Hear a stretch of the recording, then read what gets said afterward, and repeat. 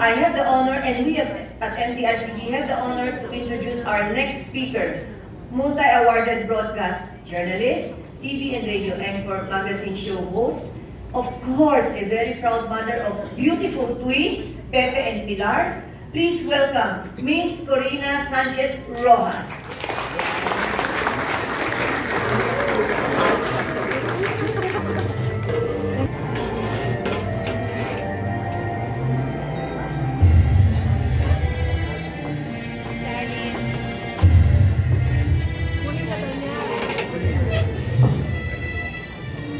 Hello?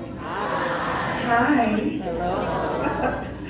alam niyo, sasagutin niyo So, magandang umaga po sa inyong lahat. Kinararangal ko po na ako po'y nandito ngayong umaga na napakaaga. Hindi ako makahindi kay Eloisa, na board member pala. Board member ka na pala. 2 years. Yay, Thank you for the invitation and having me today. To address this fine audience, MTRCB Chair Lala Soto, thank you. And thank you, Ms. Lillian Gee. Medyo biased ang introduction sa akin. Siguro kaibigan ko ang nagsulat niyan. But thanks. To all distinguished guests, parents, and I don't know, their children. I love children. Especially when they're not fighting. And especially when they're not totally unreasonably insistent on watching TV or their gadgets. Because pag nagpilit na ang mga yan, gusto ko nang tumalo ng bintana. Sa totoo lang, napakahirap po na ilayo ang mga bata sa TV at saka sa mga gadgets. Parang gusto ko mag-resign bilang nanay, pero hindi pwede. As a newish mom, yes, my husband Mar and I should probably apply to be awarded the nth wonder of the world for choosing to be parents in our 50s and 60s. Yay! Okay, but here we are. We both yearn to contribute somehow to humanity, leave a legacy, and in our own way leave this place a better world than when we found it. But having and raising Pepe and Pilar, by having and raising Pepe and Pilar, now 5 years old. Let me correct the belief about terrible twos. No, terrible twos. It is terrible fives. Those two are indeed terrible when they have this spell of what to me looks a lot like an addiction, an obsession with TV and gadget watching. I mean, really. Pagbaba pa lang sa kotse, Mama, lantaw. Sa mga Ilonggo, alam niyo yung lantaw. Mama, lantaw. Ibig sabihin, I want to watch. Manonood ako. It's like an addiction, you know? We all hear about too much TV or too much watching gadgets for children is bad, really bad. It surely is the easiest way to have peace or to get to do chores, right? Kung kailangan maglabada, alam mo na, o magsulat ng speech, at ginugulo ka, sige, lantaw ka muna. It's the easiest thing to do, to babysit when we allow the kids to watch or play games with their gadgets. We try to be responsible parents by limiting this activity. But what is the formula to this limit? What are the effects of too much watching? We just know it's bad. But do we do the research about what the real effects of too much watching is on children? What is too much watching? Because watching in itself isn't really bad. Otherwise, wala na tayong MTRCB, wala na tayong papanoorin, right? Watching, what exactly is considered bad? Many times we fail to even ask the question because we're too busy. Aminin. Or that because we ourselves, my generation anyway, grew up with TV, but we were never addicted and we seem to have turned out okay. So baka okay lang din, di ba, para sa kanila. But nga pala, wala pang gadget noon. Nung panahon ko. Nung panahon namin yung Bill Magalbate. Wala pang gadget noon. Bakit bell lang? Di ba? Lumang-luma. Okay. TV lang. For some reason, we preferred playing pretend, right? We have imaginary friends, Chinese garter, or climbing trees in the garden. Paborito ko noon ang aratilis. Aangkatin mo yung puno ng aratilis, di ba? Tapos lalagay mo sa bulsa mo lahat, hihintay mo mahinog, kakainin mo. And what about the caregivers? We call them yayas. How many times have we caught them babysitting with TV and gadgets? Hoy, bakit nanonood na naman kayo ng TV dyan? Patayin yan. Until one day, these were all questions, right? Questions. Theories. One day, we were listening to an interview with one of the young co-founders of Facebook on TV. I think he was Palestinian American. He was asked by the TV anchor, so how much screen time do you allow your children at home? And remember, he is a co-founder of Facebook. Ang sagot niya, 0. Imagine, this guy got into trouble with his co-founders and all of Facebook because of what he said. But actually, he wasn't really attacking Facebook. So he said, 0 screen time for my kids. Not unless it is needed for school, he said. This guy, I believe, was ostracized by his own in his industry because of what his advocacy eventually became.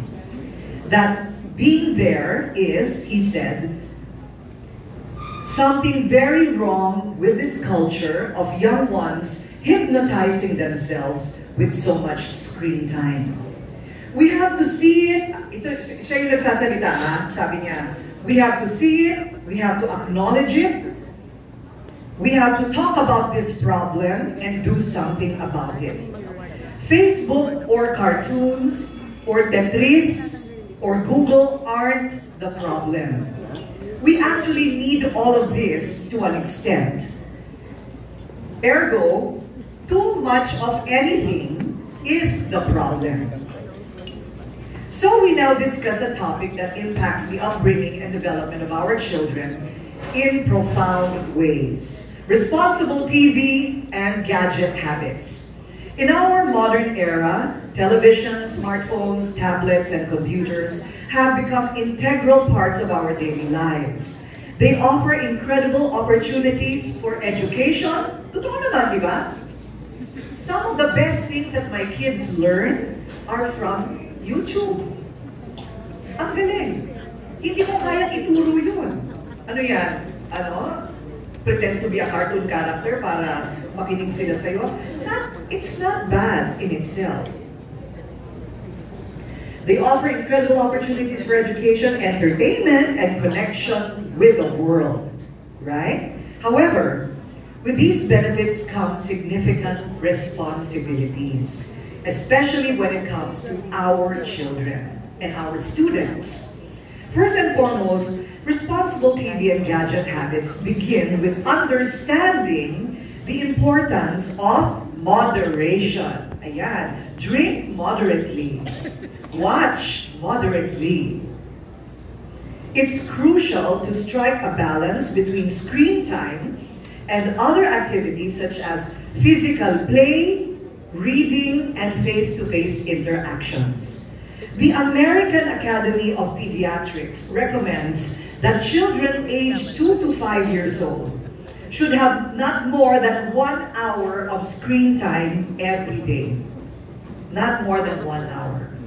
And for older children, screen time should be limited and monitored. Secondly, aside from basic screen time, the kind and quality of content our children consume matters greatly. As parents, teachers, and guardians, we must be vigilant about the types of shows, movies, games, and apps our children are exposed to. It is essential to choose age-appropriate content that aligns with our family's values and promotes positive messages. So meaning, hindi lahat ng pinapanood sa kabilang bahay, papanoorin din sa kabilang bahay. It really all depends on the standards of the parents. So there has to be standards. There has to be a culture. There has to be a rating system for each and every family. The ability and capacity of a child's brain to absorb and retain what he or she learns is exponentially larger and faster than when they are adults. Kumbaga, ang brain ng bata ganito pagkabata sila. Pagdating nila ng 20 years old, exponentially it shrinks to this. Yung capacity nila to absorb and learn. They also do say that a large part of a child's development happens before 7 years old. I get astonished with the darnest things that come out of the mouths of my kids. Nagugulat ako bigla. And it could have only been from classmates at preschool and or what they watch, right? Saan galing yun? Mama, I'm in love.